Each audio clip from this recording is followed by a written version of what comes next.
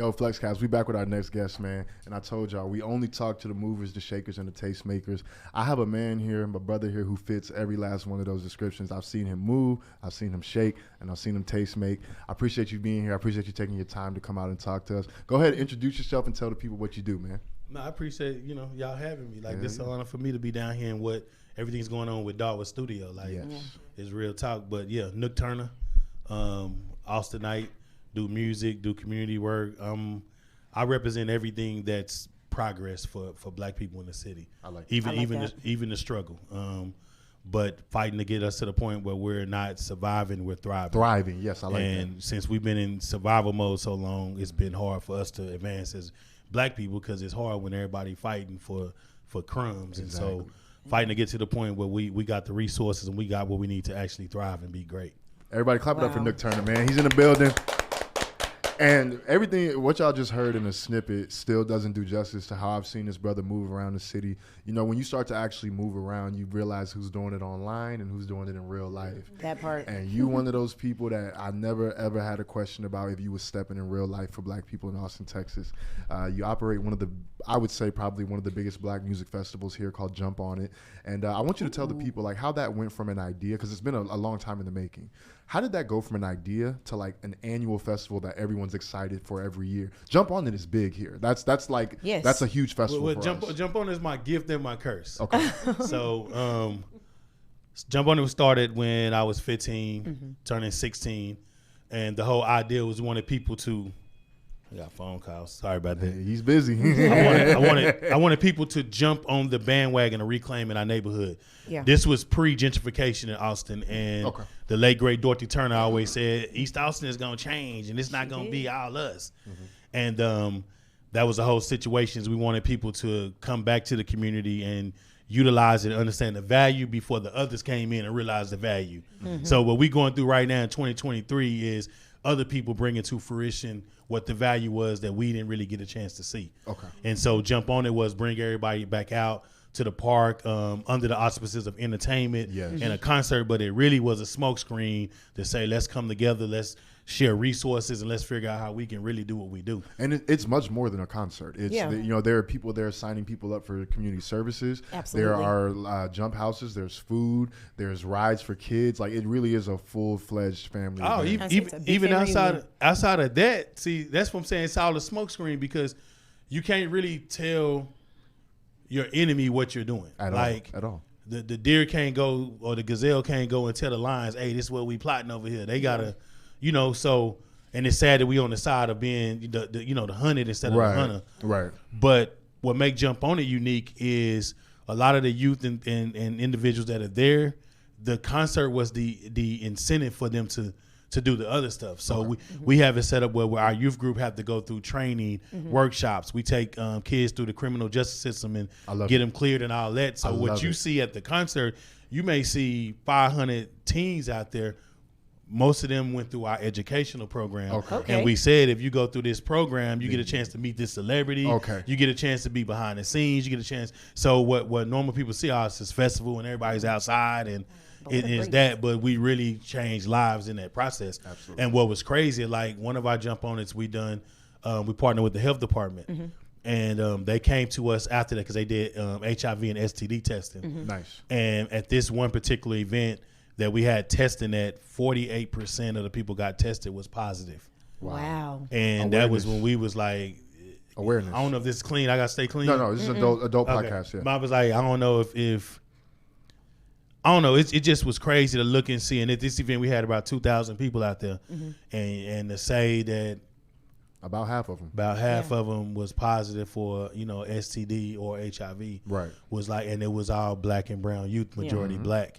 And it was like you start looking at look at the music they listen to, look at the culture, look at everything that's put in, and we're actually dying. Look at the fact that they're surviving, like you said. They're not thriving. They're surviving. There's no way. So you're gonna, absolutely. It's no way. And so we got to the point that we was like, look, we're gonna figure out how to change these numbers, but we're not going to publicly say we changing numbers. We're going to behind the scenes do that, but go back to the health department, go to the city of Austin and say, here go the new stats. Here's really what's going on, and this is what we need help with.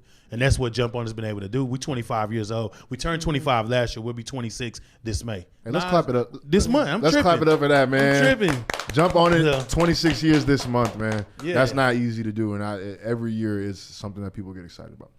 Absolutely. It's a tradition, and what's sad is when we got displaced on the east side, Jump On is looking for a home. Yeah. Wow. We done been New Braunfels. We done been Buda. We done been everywhere trying to find a home. Because so what's wrong with Givens? I mean, I don't mean to get in your business, but I felt like it went great when it was at Givens. Yeah, we peaked at 6,000 people at Givens at one event. So what's wrong with that? Well, when you have a new neighborhood and So Givens changed. yeah, you move to Austin and you buy a 10 square foot house for $500,000. Yeah. Okay. And they tell you it's for the Say business. less. Say less. Yeah. Okay. So with Givens, we were averaging 300 plus complaints. So yeah, then you multiply that times 2 years, and you looking at 5,000 complaints. Okay. That gives them their out to say we can't. It's too many people. We can't. It's disruptive. Okay. Yeah. I loved it when it was there. Yeah, so it's a hustle. Like it's a hustle on how they get you out of your neighborhoods. Even what's going on with Givens now. Yeah. It's all set up for us to give us the rope, hang ourselves, and then say, this is all the crime. This This is so bad, we have to clean the park up. But Yeah. when they clean it up, we're no longer welcome there. Yeah. You feel me? So That's unfortunate. So we trying to get to the point where we buy some land and we do our own thing. Okay. But for this year, we're introducing Jump On It Week. Oh. So I was like, instead of doing the whole summer, we going July 30th through August 6th. And we're going to have 15 plus events, festivals. Some are for the youth, some are educational, some are adult. And it's going to be ages 0 to 99. It's going to get somebody to Jump On the week. So that's what we pushing now. And I'm going to keep doing that until we raise the revenue to go buy our own land and start building our own stuff. Because we've actually been told you got too many black people at your events.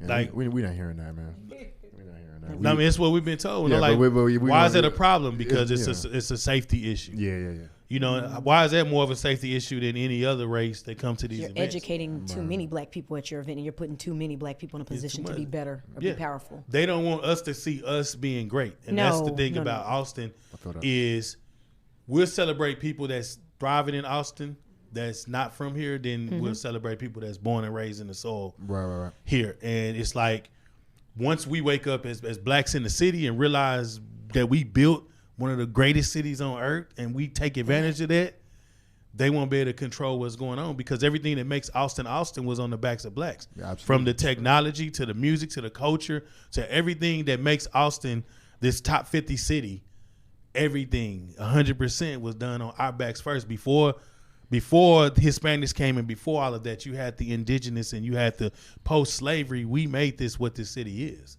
I love it. You know, Stevie Ray Vaughan gets a statue and he gets all of this, but Stevie Ray Vaughan got his game from a black man. He studied us. And that list can go on and on. It's a long list. I was about to say, it's a long list. But I'm going to say this, though. We known for technology. Tesla here, Google here. All this technology is here. Austin's going to become the first wireless city in the world. But the whole Wi-Fi, not the Wi-Fi, the whole FaceTime and that whole technology, Go look up and see who invented that technology and then who's benefiting from that technology. There we go. And that's our thing. We never benefit off our equity. So that's what Jump On is about, is getting us to the point to jump on being us and doing what we got to do that's going to make us progress. All right, man. I like that. I look forward to it. I haven't been to Jump On it in a long time. When last time you been to Jump On? When my parents had to drive me there. I say no cap, but my parents are big, like being involved in the community and all that. So I know, like, as things changed and as gentrification became like a big part of like East Austin, it just took a lot of people away. Right. So it's unfortunate, but you clearly have worked with a lot of artists, a lot of big artists. Who was your favorite to work with? Back then, my favorite was Yin Yang Twins. Okay. What? Tell me more. I didn't expect that to be the Me answer. either. I had a couple other artists that I thought you would say. They're my favorite. Okay. Because we had a Jump On It, which at that time was probably going to be our biggest Jump On It in history. Like, Okay. we were expecting an overload of about 15,000 people at the park. Okay. And as I'm standing on stage, I'm looking at this storm cloud come in, and I'm like, this whole night may be ruined. And Yin Yang was the headliners. Wow. And anyway, we had a major storm hit the park. And since the Millennium is right there, We was I like love the Millennium. we was like, let's move everybody over to the Millennium. And they was probably cool with it, right? No. No? What? No, that's why I'm telling you why Yin Yang was my favorite. Okay. The Millennium got to the point to where they didn't want to let all of those kids in the building. Okay. And the lady that was running at the time was not in town, so they was talking to her by phone, and I'm telling them like, hey, this is what we need to do. And she said, I'm not gonna let them in without charging them. So they seen our kids as a dollar sign. Of course. So if it's 2,000 kids trying to beat a storm, you're going to charge. And I had just paid Yin Yang their back end. Mm-hmm. And they was like, we're not going to let them have to figure that out. And they took the back end I gave them and gave it to Millennium so the kids could get in. So yo, that's crazy. So feel me? So from that point, like, them my dudes. I've heard a lot of good stuff about Yin Yang. They sound like they're good brothers. Yeah. That's They awesome. did the media a lot. And they did the whole show. They did everything. And the Millennium profited off of it. And they gave up their whole back end for it. So I love it, man. That's memorable. Yeah. Wow. Yeah, Right? it's crazy. So I always rock with them. But I mean, I've worked with so many artists. Like I'll be forgetting half of the artists that when we go through our list and like let's put down our stats. I'd be like, remember you brought him? Him was like, you brought my wife down here. Who? Trina. Oh yeah, it's the homie. Oh my gosh. When I saw her on the flyer, I was like, let me get my tux together. Sounds like Nook getting us outside this summer. Nah, she definitely the homie. She was rocking with Jump On It when we was out at the Jump On It Ranch off 969. Mm-hmm. Right. Like we don't move. I like around. that one too. I saw Derez Deshawn there. I liked that one too. Yeah. You really haven't had a bad location, in my opinion. Yeah, but if you don't know the location, it's hard to convince people. True. And then we've been trained to always think negative. So if he's not at Rosewood, he must have done something wrong. True. Okay. Like, nah, I'm not at Rosewood because of politics or whatever. But no, we had a trailer stage at one point where it was like we was at the bottom and people still came and rocked with us because of what we were doing for the community. Gotcha. That's awesome. And I mean, it's been a minute since I've been at Jump On It. The last time I can say that I was there was when you did invite me to perform. Okay. And then times before that, I remember going when I was young, and my dad and my uncles and everybody would bring us out there, all the kids, all my cousins. You know, so I have great memories with Jump On It. I definitely do. So people really look forward to Jump On It every year. How can they get more info on how they can attend, and then how they can actually help? JumpOnItonline.com. Okay. I love it. JumpOnItonline.com. You want to talk about this year at all? We talk about this we got to keep it quiet. What you want to do, man? No. We good. We just ain't announcing the artist stuff yet. But we have, this year. We'll bring you back when it's closer. Yeah, it's crazy because it's like we got a hotel. So I tried this last year and I said, you know what? I'm going to just try something out the norm I've never done. We're going to get a hotel. We're going to get a shuttle. And we're going to promote this outside of Texas and see who come in. And people actually pull up on you. Yeah. Because I was like, Austin is not the market for what we're trying to do. Y'all know this. How am I going to compete with ACL? You're not. Yeah. Look at this summer alone. Look at all the big artists that's coming here. It's like big fish eat little fish. We become the little fish. So we have to say, okay, to get the numbers we need to serve Austin, we got to reach people outside Austin. Mm-hmm. And you're also catering to a market, in my opinion. I don't know, they might not like this, but you're catering to a market that ACL doesn't really cater to. Agreed. In my opinion. Nah, facts on that. So like, that's facts. Yeah, like I feel like you'll be just fine. You just got to get your ducks in a row. It'll happen. It's getting people to understand the concept of what we're actually doing. So like with the hotel situation, we want to give experience where you come into Austin, you stay the weekend, you got all these events, destination. Okay. So that's what Jump On It is kind of growing into. That we service Austin throughout the week. We have the community events, the youth stuff, but then the weekend turns into the destination for out of towners to come in as well, so we can get the numbers. Because even serving the black population, we don't have the numbers here. If every black in Austin came to a Jump On It that was that age, we still wouldn't have the numbers. Yeah. Okay. So it's past the race thing, and the only way to kind of rebuild that is people come into Austin and see black. When they come into Austin right now, they don't really see black. Yeah, Right. very true. Yeah. You know, you come to ACL, you come to all these other festivals, you don't see black. Right. Yeah. So what we're doing this year is kind of building on that, where we have the Embassy Suites as the home hotel. We're doing events there. We're out on Walter E. Long at Walter E. Long Lake. So we're doing a concert on the lake. We're doing a parade this year called Celebrating Our Culture. Okay. And that parade is going to actually everybody in the parade is going to be either a born and raised Austinite or part of a freedman settlement around the area. So we can teach people the history of the area. I love it. Because a lot of times we lose our shit because we don't value or know the value of it. You know, but if we understood, hey, 10 years from now, that same house that's worth 80 is going to be worth 980,000. We want to let it go. Let it go. You don't hold on to it. Let it go. So, but yeah, I'll come back closer in. But Jump On It week, July 30th through August 6th, it's gonna be big. Like we getting ready to announce the groups coming up shortly. But go online right now, jumpoниtonline.com. Okay. And you can see all the weeks. You can see that you get discount passes before we announce all the lineups and the venues and all of that stuff. And we're still fundraising and doing that because we don't have all the resources, but I've learned how to take put it a little and make it into what it needs to be. And that's sad. We got to get to a point where there's a black festival in this city that is not struggling. I love it. Do y'all know of a black festival that's not struggling? Nah, every year they're scraping. Yeah. I know what you mean. That's sad. Yeah.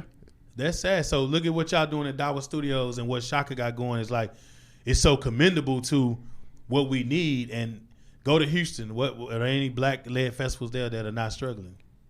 It's a couple. Go to Dallas. It's a couple. Right. And Austin is one of the cities, as sad to be, as progressive as this city supposed to be, we have zero black economy. Zero. We have no black economy at all. Here's what I want to do, if it's okay with you. I want to bring you back another episode to just talk about Black Austin, because I feel like we're having two separate conversations, and they need equal attention. I got you. The Jump On It conversation and the Black Austin conversation are two separate things. I want to bring you on again. It's kind of hard to separate them because Jump On His whole mission was for that. Right, but I just mean like leading up to how these things. Yeah, like, because some of the stuff that you're sprinkling, I'm like, no, they need to know. Like, and people don't know. Yeah. So I want everybody to clap it up for Nook.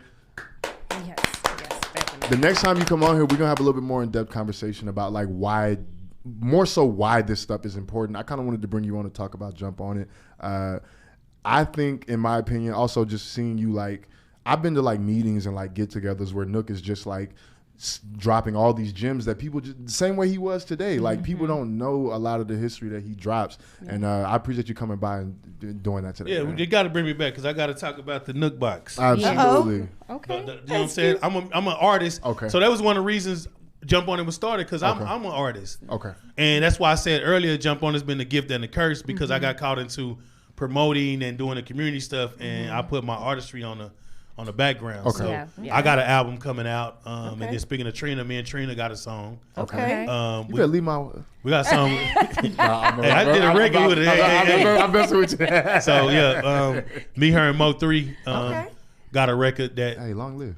Yeah, that's the homie. They finna drop his next album, so we getting ready to kind of move that. But as an artist, like Nook Turner is working, and that's why I want to focus on. Yeah. But I'm learning how to now focus on being an artist and letting all the other events take care of themselves with the team and all that. So I'll definitely come back and let's come back here and do the announcement. Absolutely, man. And I can have everybody tune in. You want to know? Tune in to the show. Tune into the Flexcast. Yeah. Hey, don't go nowhere, man. We're gonna be back with our last guest in just a quick second. I appreciate Nook Turner coming through again. We're gonna take a quick break and we'll be right back.